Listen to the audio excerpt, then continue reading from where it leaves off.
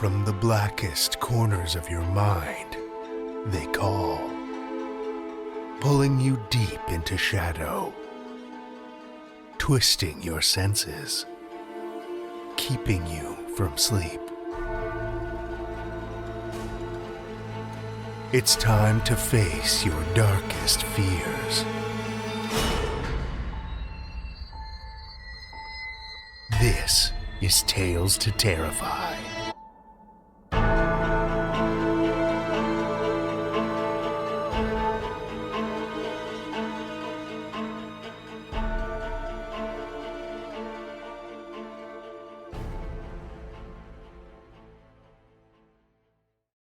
Good evening, children of the night, and welcome.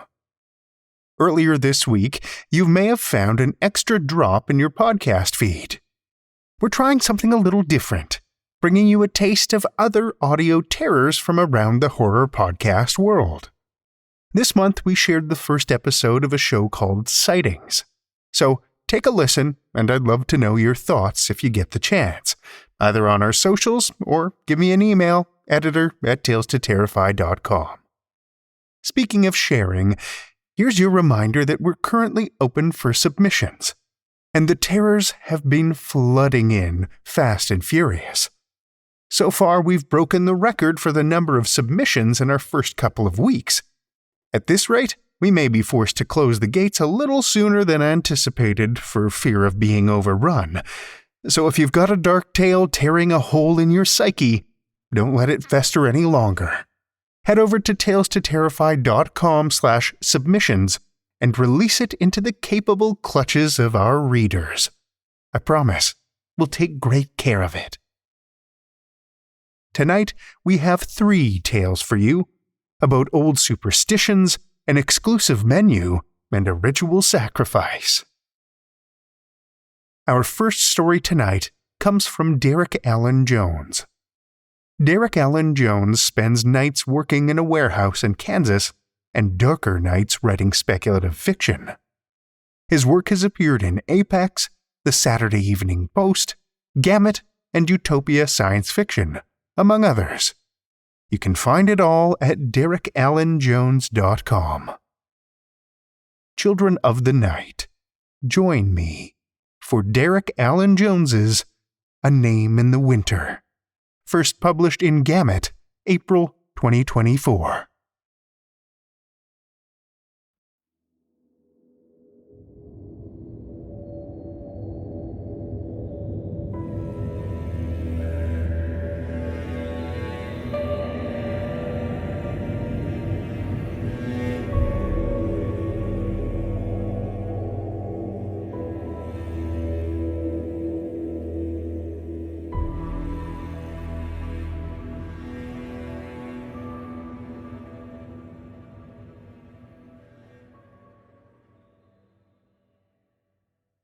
The coyotes have been bolder this winter than I've ever seen them, I think.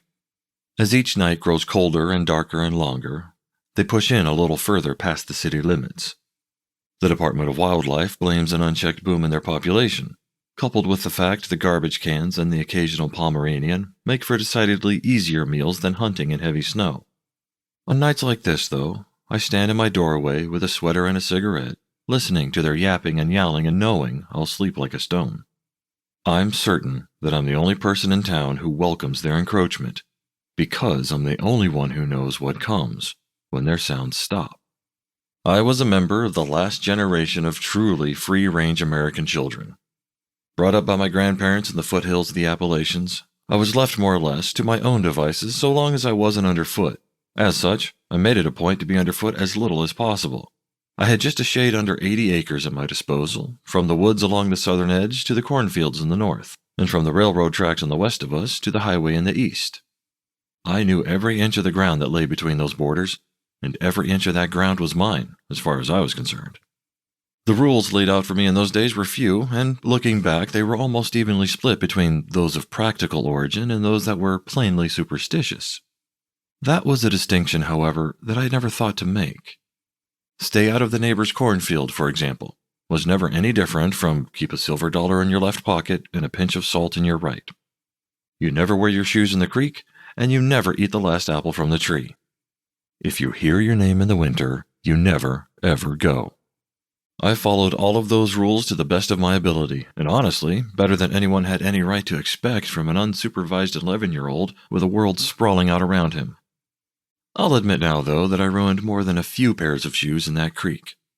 Sundown always seemed to carry a certain weight there, with the red of the sky serving as a warning not to be caught too far from home. Often, I'd find myself running a race against the dark as it settled in, from the tracks or from the tree line, across the property to the house. Once there, I'd sit on the picnic table under the porch light's pale orange glow, and I'd listen to the sounds of nightfall as they filled the air around me. In the summer, that meant night birds and tree frogs, and always a freight train in the distance. In the winter, though, those birds would roost and the train schedules were sparse, so as the nights grew colder and darker and longer, the only sound was the coyotes. They clustered more in the winter, and they hunted earlier in the evenings, their chorus becoming a cacophony as they moved in alongside the dark. That yapping and yowling would grow around me, punctuated by the screams and squeals of whatever they happened to catch. It would grow so loud and so frantic sometimes that I would clamp my hands tight over my ears and beg for the sounds to stop. Then, on that night in late November, they did. All sound cut out in an instant, and for the first time in my life, and the last time I can remember, I found myself sitting in true and total silence. As cold as it was that evening, I know the temperature had little to do with the shiver that went through me then. That silence was an invasive species. It didn't belong there in my world, and it hadn't come from my woods. Every moment spent in that silence felt more wrong than the moment before it. The wind rose, and the sound of that wind came as some relief at first, until the sound of that wind became a whisper, and that whisper became a voice.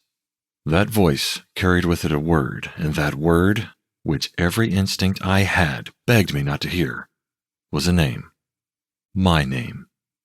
The wind and the voice and the word grew louder, drowning out the thought in my head that I was trying so hard to cling to. If you hear your name in the winter. I tried to finish the sentence and to stop myself from going, but my feet were already moving, and I was left with no say in the matter. I couldn't be sure anymore if the voice was carried on the wind or if it was inside my own head, but as long as it called, my feet followed, past the timberline at the edge of my land and into the southern woods. I followed even after a shift in the wind brought in the driving snow, and I wasted every ounce of effort I had on trying to turn myself back. I followed even after the woods that I knew gave way to woods that I didn't, where the white oaks and red maples stopped, and the trees that took their place were things for which I had no names. Every trunk was twisted and every branch intertwined. There was no color to these trees.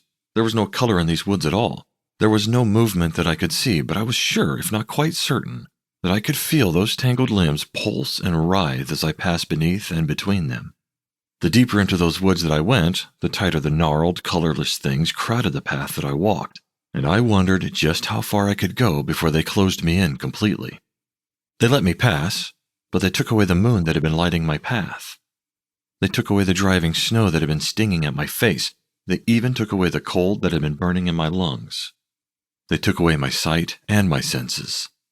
They took away the world, but I walked every inch of that new ground until I couldn't quite be sure if there was still ground underfoot. I walked until there was nothing left, nothing at all. And then I stood. I stood in all of that nothing, and there was only that voice and that word. There was only that name. My name. There was so much that I heard in that name, more than just the syllables I knew. In every utterance, I could feel the thing that lay behind the voice, and that thing made no attempt at all toward disguising its intent. It said my name, and I knew that I would never see color again. It sang my name, and I knew that I belonged there in the nothing. It sobbed my name, and I felt time pass from minutes into lifetimes. It whispered my name, and I felt its breath across my neck as it spoke. That name wasn't carried on the wind, and it wasn't in my head. It came from something that stood with me there, inside the nothing. I could feel a hand like deadfall resting on my shoulder. I could feel the thing standing over me. I could feel its eyes staring down. But I would not turn to see it. I closed my eyes and I clenched them hard, so tightly that they burned. and every thought and all of the will I had went to keeping my face pointed forward. Whatever it was, it had brought me to it, but it could not make me look. The voice became insistent, and it said the name again, as a finger like a hedgewood branch ran along my face. Tears were building behind my eyes, and pressure was building with them, and that pressure threatened to force my eyes open or burst them in their sockets. But they didn't open, and they didn't burst, and I didn't let them budge, even when that hand went around my throat and that voice became a scream. Even when it chanted the word, for minutes or for hours or for lifetimes, until I heard those syllables so many times that they lost any meaning they'd ever had, until it wasn't my name at all anymore, until it wasn't a word or a voice, until it wasn't even a whisper, until it wasn't even the wind, until that hand dropped from my shoulder and the thing to which it belonged seemed like nothing more than the nothing in which I stood. Even then, I didn't open my eyes, and I didn't turn to see. My hands went into my pockets, out of reflex as much as anything, and my left hand palmed that silver coin as my right hand threw the salt. The scream that came filled the nothing, and the nothing shattered around me, and I knew then for a solid fact that there was no ground underfoot. I didn't know how long I'd been falling, and I didn't know where I might land, but I didn't let my eyes open again until I hit the ground so hard that the thud took the air from my lungs. I gasped to fill those lungs, and as I did, they burned with the cold, and I felt the sting of the snow against the bare skin of my face. I knew this wasn't the nothing. I knew exactly where I lay. When I let my eyes crack open, they filled with the porch light's pale orange glow, and it warmed me like a fire as I drank its color in. I listened to the sound of the wind, and it wasn't that name that I heard, but the yapping and yowling of what must have been every coyote in the county. Now, even after 31 years and 800 miles between the Appalachians and me, I stand under a pale orange light, and I palm that same silver coin, and I listen to the coyotes, and I hope their sounds never stop.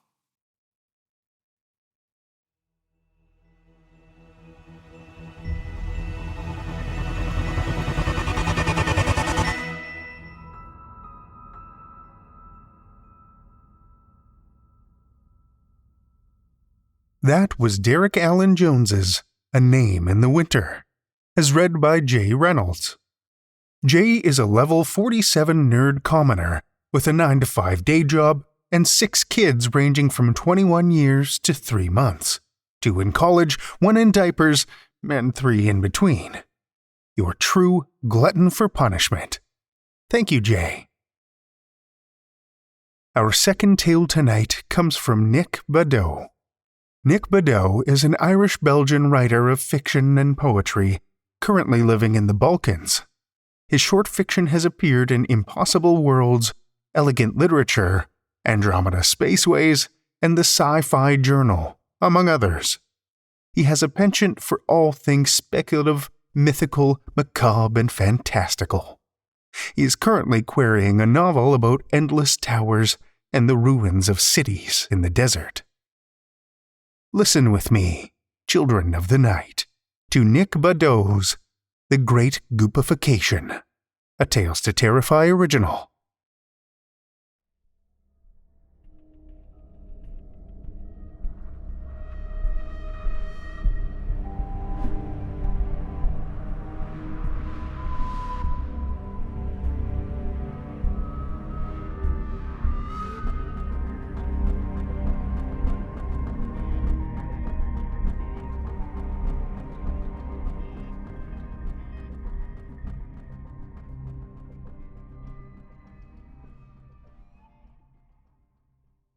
This will be the most important day of your life. But you knew that already, didn't you, my dears? I'll make no bones about the fact that you all paid exorbitant sums to be here. Moving on, Pierre over here will bring out the utensils, the forks and spoons and such, and explain their usage. It's straightforward, I assure you, but while he prepares everything, and in the spirit of fully appreciating the enormity of this moment, I would like to give you a little history lesson. Never let it be said that my tours are not educational. It's hard to pinpoint precisely when the great Goopification began, since it was incremental at the start. I, for one, believe it started in the early 2050s. This was a few years after the real stuff was no longer available to the general public, and the outcry about methane-intensive agriculture reached its zenith. While the world had lost its appetite for the gory business of livestock and slaughterhouses and so forth, our species remained rather attached to its diet. The initially well-intentioned production of meat substitutes had already existed for some time, and its best exemplars were nearly indistinguishable from the real thing. Nearly. Alas, the substitute trade became more and more lucrative. The indefatigable forces of capital and profit demanded economies of scale. Simpler production, shorter supply chains, and factories over farms. Things got cheaper. Things got worse. And without anything to compare the substitutes to, we forgot what the originals tasted like. This is when the CEOs of the world had the visionary. For the visually impaired members of our group, I'm doing air quotes around visionary. Fast food outlets had this idea decades before. Idea of mulching all their cheap ingredients together into paste and repackaging it. It was not only meat that was targeted. Vegetables, dairy, wheat. It was all mulched, bastardized, and replaced. Real food disappeared, and our nutrients started to come from the tubes. This is what we call the Great Goopification. Oh, here comes Pierre with the cutlery demonstration. Try it out with the practice forks before the real thing, if you want. Yes, of course, it will be our pleasure to assist you. See? It isn't too hard. Okay, everyone seems happy. Let's continue the tour of our restaurant while Pierre prepares the entrees. Where was I? Oh, yes. Let me turn on the projector real quick. Here, you will see some of the market-leading product lines from 2062. Pork seed and pumpkin puree, Hegre Plant Foods trademark. Meat seed was their rather ludicrous branding gimmick. There was beef seed, shark seed, duck seed. You get the idea. Incidentally, the pumpkin was already extinct as far back as 2049, following the Purple Tide incident and the subsequent raiding of the Svalbard Vault. How they made the flavoring remains a mystery. Next, we have red velvet soup, Grandma Lorraine's bakery trademark. A version of this one survives today under a new brand name. Can you guess it? Yes, that's right. I can't say it myself for libel reasons. Some others. Creamed carp cassoulet with churro sauce. Lime juice, trademark. Juiced tacos. Soy and oil hydratable briquettes.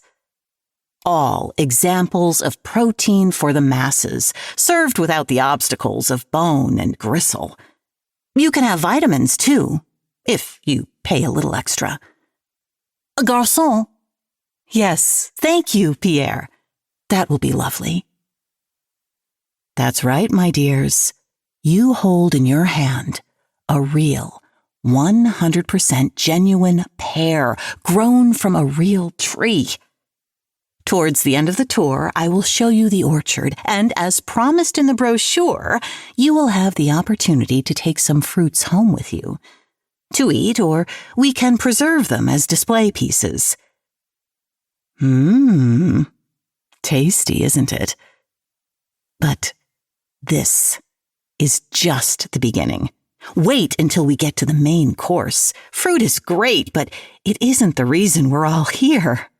Is it, my dears? we're here because some of us are consumed by longing, a primal desire for the marbled crunch of tender, rare beef, the sizzling smell of pork dancing in the pan, the crispy, golden chicken thighs breaded and spiced to perfection. To taste it is to taste the truth, red in tooth and claw. Were we not predators of old, omnivores hunting the swift antelope and the colossal mammoth on the plains? In our bones, in our genes, we remember it all. The satisfaction of ripping flesh from bone, the feeling of molten fat running down our cheeks, the bleating of the prey before the predator strikes. You, my dear guests, are here on this remote island because you remember what it is to be an apex predator, a tyrant atop the food chain in times before humanity was neutered. Ancestral longing called you here. You recall the rugged Neolithic hunter scouring the valleys for his next meal, the proud emperor of Rome leering over the starlings and pigeons carted by the bushel at his banquet, the steppe warrior feasting on horse flesh and goat's milk before riding to war.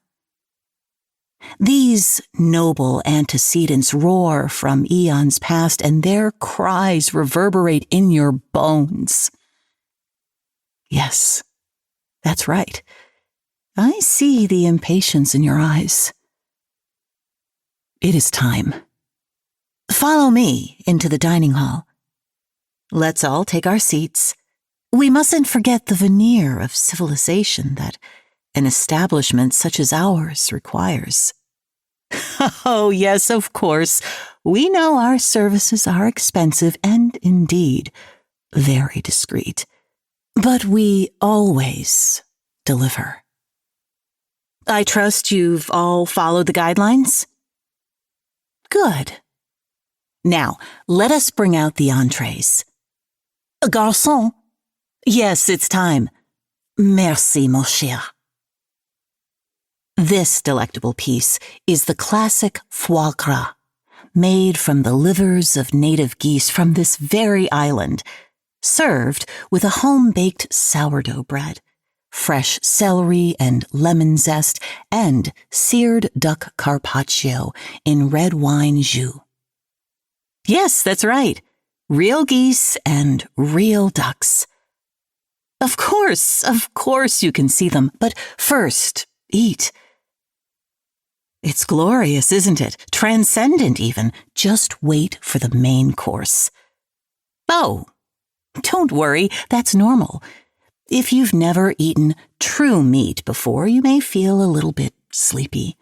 It's merely your body adjusting. No, don't fight it. It's going to be okay. Pierre, please, see to our guests. It's funny, isn't it, my dears? A single meal at our restaurant costs enough to build a hospital or feed several hundred people for a year. A single meal. Don't any of you have a problem with that? Your noble ancestors certainly seemed fine with letting us commoners starve when the droughts and storms struck. Well, worry not. Your money will be put to good use. Didn't I tell you this was going to be the most important day of your lives? Finally, you will contribute something to society instead of taking from it. Merci, Pierre. Yes, you're right. Let's use fresh restraints this time.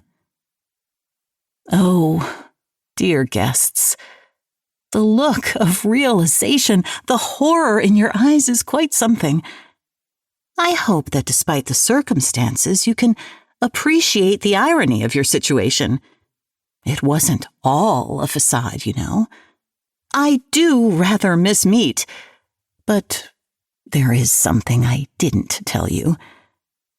There is a special type of terror that a prey feels when it is brought to the slaughterhouse. That fear is what the meat substitutes could never replicate. We at Les Nouveaux Riches understand this. It seems my lecture has bored you to sleep. Pierre, mon cœur. Let us begin the main course.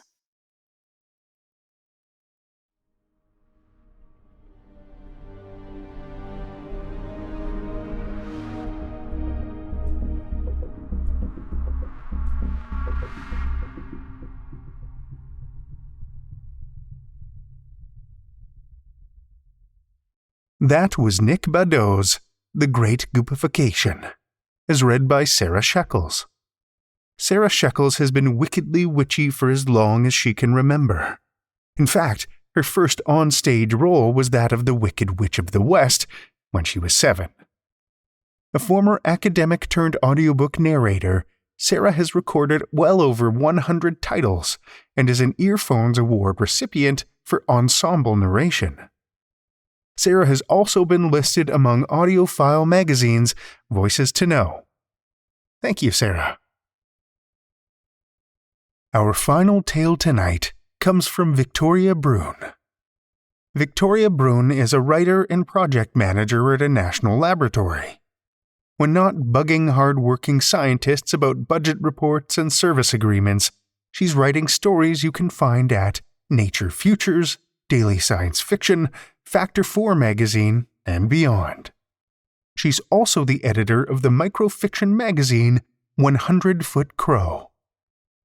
Lend me your ears, children of the night, for Victoria Brun's God of Fire, Demon of Shadows, a Tales to Terrify original.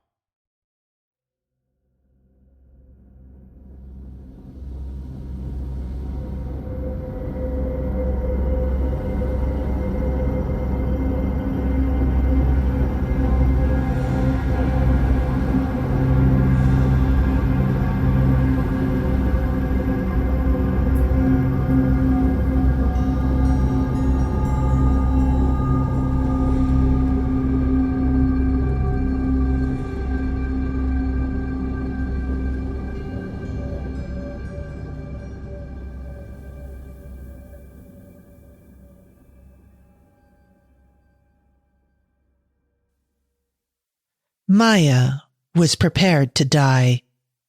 Or at least, that's what she told herself. Garbed in red and orange silk, she stood a single stride from the edge of the cavern. Gold jewelry adorned her wrists, her fingers, her neck, her ears, and even her ankles. She'd never worn such finery before. And on any other day, she would have loved it. But today was the day of sacrifice, and the gold felt cold and hard. Thousands of onlookers had gathered to watch the ceremony. Most were too far down the sheer mountainside to see the spectacle, but they were there nonetheless. Despite the large crowd, it was silent, eerily silent. The only sound was the low drone of the elder priest reciting a prayer in the silky language of gods and demons, a language Maya did not understand. She stared down into the cavern. She couldn't see the bottom.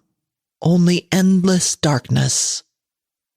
She wondered whether she would die during the fall, or when she hit the ground, or would the god kill her himself? She shivered, but told herself it was from cold, not fear. She was resigned to her fate. When the moment came, she would dive in.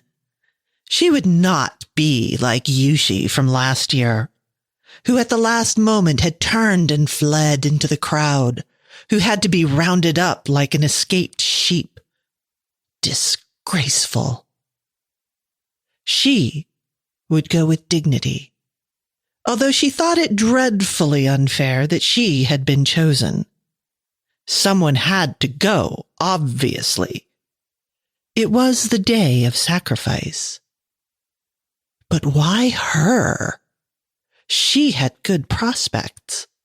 She had a decent dowry set aside for her. Why didn't they take one of the other girls? She tried to find her parents in the crowd without turning her head. She was sure they must be there. They must be watching her, proud of how calm she appeared. They were good people, honorable people, unlike Euphia's parents, who had tried to smuggle their daughter away to safety when she'd been chosen several years ago. Maya continued searching the crowd in her periphery, but was unable to locate her family. Something inside her, something that was secretly jealous of Euphia, whispered that she hadn't just been sacrificed, she'd been abandoned. She wrestled the thought aside. She wasn't being abandoned. She was being honored. Her name would be carved into the southern wall of the great temple. There was no greater legacy a girl could have. And the priests said there was nothing more important than honor and legacy. That was what mattered. That, and of course, the survival of her city. The city where she'd grown up, where she'd gone to school, where she'd helped her mother bake bread, where she'd danced with her friends on the uneven rooftops, and where she would have raised a family of her own, had she not been chosen. The elder priest finished his recitation as the sun sunk below the horizon. He looked at her. His red vestments seemed to glow in the light of the nearby torches. "It is time," he said, switching to their native tongue, and she stepped to the cavern's uneven edge and looked down into the great, gaping hole, her heart pounding against her ribs. "In ancient times," he began, telling the story that everyone here knew by heart, "our ancestors angered Ingus, god of fire and demon of shadows, and he rained destruction on our land until our forefathers made a deal with him." He paused here, and Maya felt a flicker of anger at him for drawing out this speech a moment longer. She wanted it over with. "Gods and demons cannot lie," he continued, "but mortals can. Yet today, on the day of sacrifice, we demonstrate once again that we are honorable people. And so we send him the agreed upon gift." He extended one hand toward her. It was her signal. She felt thousands of eyes upon her. She scrunched her eyes shut and jumped, determined to show no hesitation, no fear. She would leave an impression. They would speak of her for years to come. She would live on as fearless, brave Maya. She clung to that thought as she tumbled through the air. A legacy was better than a life. A legacy had life beyond any human. However, that thought was not enough to keep her fear at bay. Fear seized her as she tumbled through the darkness, and a scream tore from her lips. It echoed around her as she fell, screaming back at her from the darkness. And then pain tore through her. It slammed into her, burned through her. She tried to scream, but the pain stole her breath and swallowed her cry. She was only distantly aware of the fact that she was no longer falling. She had hit something, hit the ground, and the pain was like nothing she'd felt before. She heard a voice speaking in a tongue that seemed distantly familiar, yet she couldn't understand the words. Only the fiery anger burning through each syllable. She felt as if she were slipping away. She leaned into that feeling, yearning to disappear. Her eyes flickered open, but she saw nothing but darkness. She had the vague sense that time had passed, but didn't know how long. She felt fuzzy, but the pain slowly crept back through the fog. Immense, searing pain. Everything hurt. Tears dripped off her lashes. She wondered why she was still alive. She was supposed to be dead. Death wouldn't hurt so. The ground beneath her was cold, damp, and unyielding. She smelled vomit, and she could taste it in her mouth. She shivered, which sent a new ripple of pain through her body, and she whimpered, "Welcome back to the world of the living, my dear," a masculine voice said from somewhere above her. It had a strange, almost musical lilt to it. "You had quite a fall." She tried to speak, but only managed to gasp. "Yeah?" he said, as if she'd spoken. "Well, I'll have you know it hurt me too. You fell right on top of me." He paused. "Also, it's about to hurt a lot more." She felt something touch her leg, something hot and cruel that made her think of fire, and she mercifully fainted again. When next she woke, it took her a disorienting moment to recall where she was, as if her mind was trying to protect her from remembering the fall and the accompanying agony. She flinched at the memory, which made her realize that it was now only a memory, not an excruciating reality. Her body still hurt, but it was an achy, sore pain, not the fiery torment of before. It reminded her of the time she'd been thrown off a horse. She eased herself into a sitting position. Dizziness encircled her head. Her left leg ached, and she rubbed at it. Her silk dress was torn around the knees, but her skin was not. "Look at that," said a deep voice from somewhere to her left. The tone was a strange chimera of pride, amusement, and anger. "I fixed you. Well, at least, you're not bleeding anymore. Your organs are in more or less the right places, and all your bones look straight to me." "Fixed me?" she whispered. This, she thought, had to be god magic. She tried to look at the owner of the voice, but she could see nothing but darkness. "This is where you say thank you," he prompted. "Thank you," she whispered, but she didn't understand. She was supposed to be dead. "You're welcome, my dear. Now ask me how you can ever repay the favor." "How can I repay the favor?" she dutifully repeated. Because it was easier to obey than think about how this was wrong. This wasn't what was supposed to happen.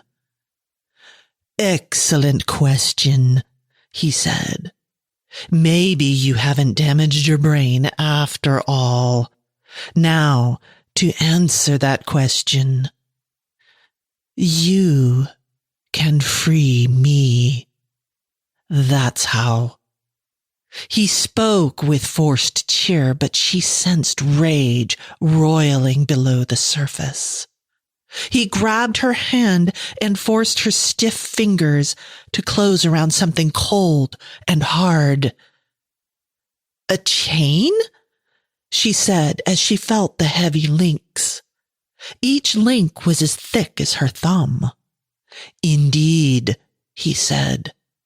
"Now be a dear and follow that chain to the end and unhook it." It sounded like a simple task, but Maya hesitated. This made no sense. No one had said anything about a chain. "But you're Ignis, aren't you?" she asked. He had to be. He had healed her. He was here. But why was he in chains? "Yes," he growled, and she flinched. "You are blessed to speak to the one that some call God of Fire, and others call Demon of Shadows." "I don't understand," she whispered. "I'm supposed to be dead." "That can still be arranged if you'd like," he said. "But first, the chain." When she still didn't move, he grabbed her by both wrists and hauled her to her feet as if she were a small child. The sudden movement made her lightheaded, and she reflexively grabbed him for support, which made him pull back and release her. She staggered a step and nearly fell. But he caught her with his hand sliding under her arms, the sound of clanking chains accompanying his movement. "Can you not stand?" he asked. "I'm dizzy," she said as she took an unsteady step away from his hands. The cavern seemed to move and tilt around her, and she froze, afraid she would fall again. "Well, you're welcome to crawl if you would prefer," he said. "Just move." "Where?" she asked. Her aching brain had lost track of the conversation. All her concentration was on not fainting, and the darkness was further addling her senses. "That way," he snapped as the chains clanked.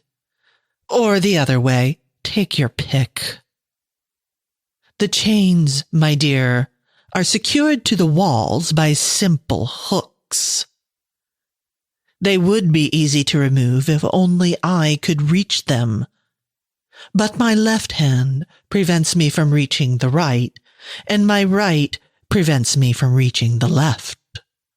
I am, you see, trapped in the middle, which is why I am in need of your aid."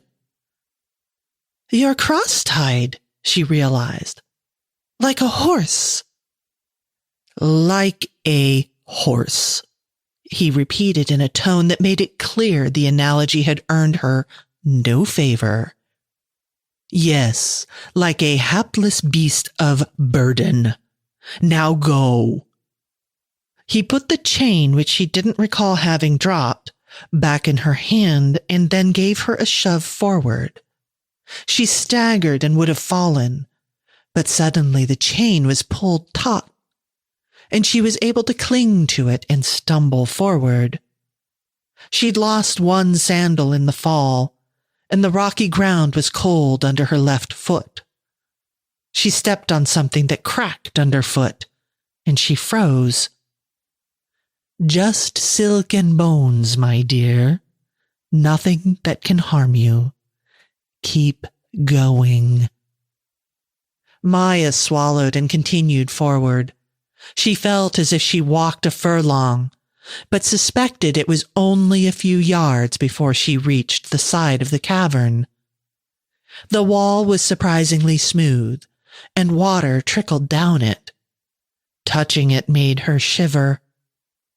She ran her hand along the chain and felt where it was set into a simple but sharply curved hook.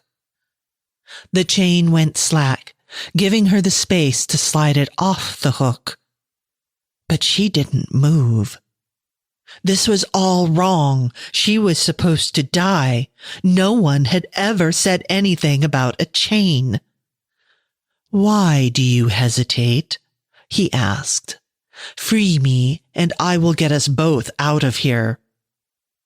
"This is all wrong," she said, her voice shaking. "I can't leave. I've been sent down here to die. I am the annual sacrifice to appease you, and to keep you from rising up to destroy my people." "That's intriguing," he said slowly, as if puzzling over her words. "That does explain the bodies thrown down here occasionally." Maya blinked. "But did you not demand an annual sacrifice? My people." She trailed off, as nothing she had been told made any sense given the chain in her hand. It was clear he could not rise up and destroy her people. Not unless she undid the chain as he had requested. She stared into the endless darkness, struggling to make sense of this. She pressed a hand against her head and willed the fog in her mind to clear. Instead, she felt as if she were sifting through mud. "I don't understand," she whispered. "Oh, you understand, child," Ingus said.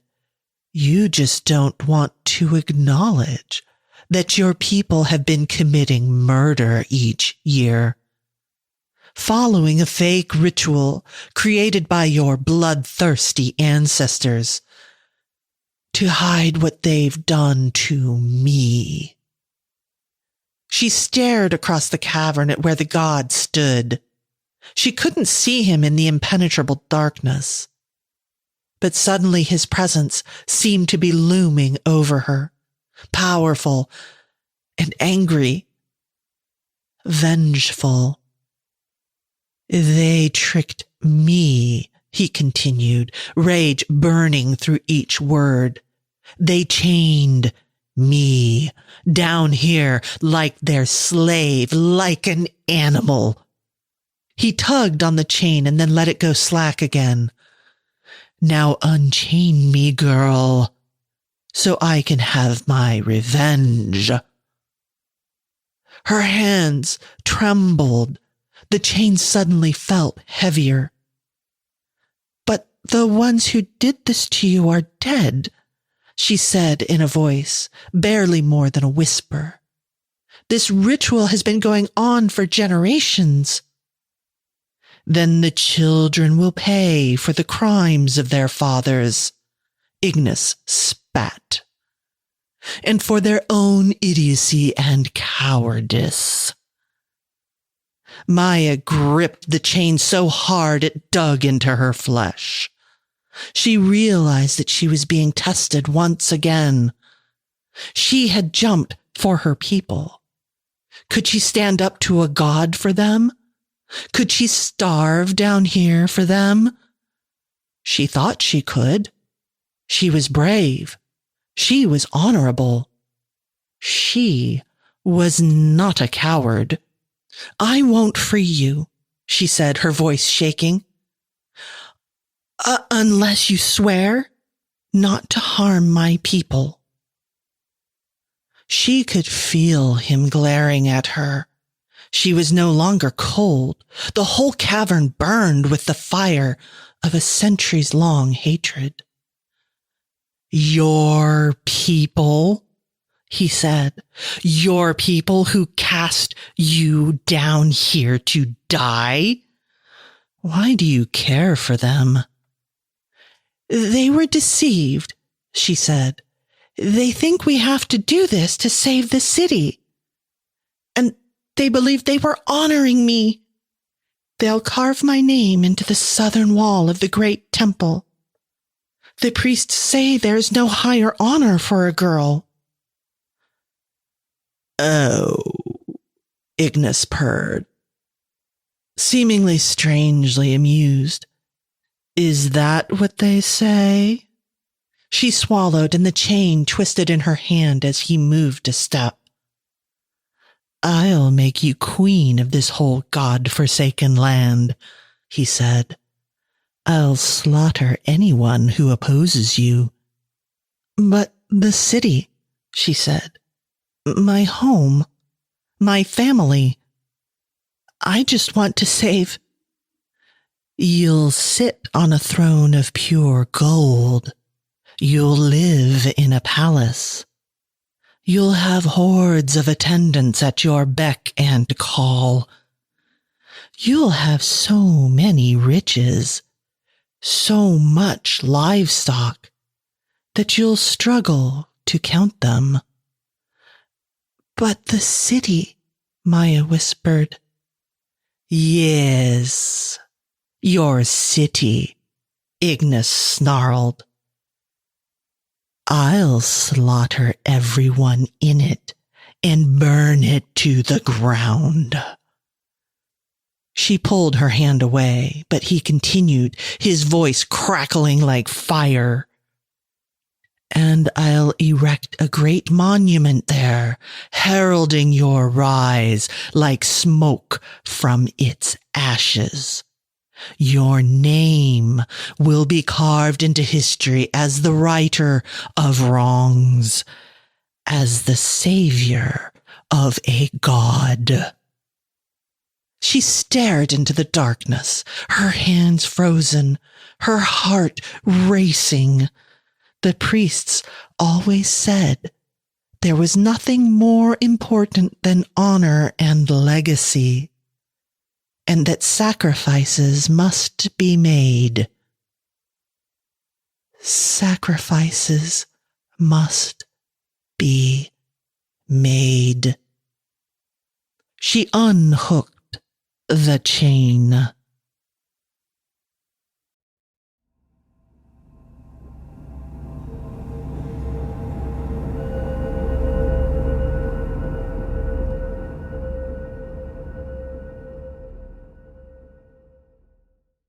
That was Victoria Brun's God of Fire, Demon of Shadows, as read by Josie Babin.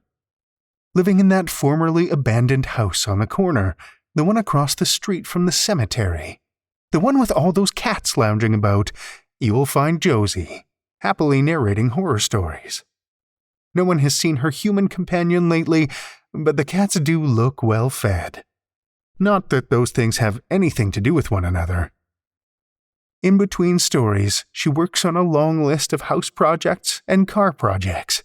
But best of all, she gets to work on lab projects, growing cells into medicine, hopefully making the world a little healthier in the not-so-far-off future. If you're ever in San Diego, stop by to say hi. She'll introduce you to her cats. Thank you, Josie.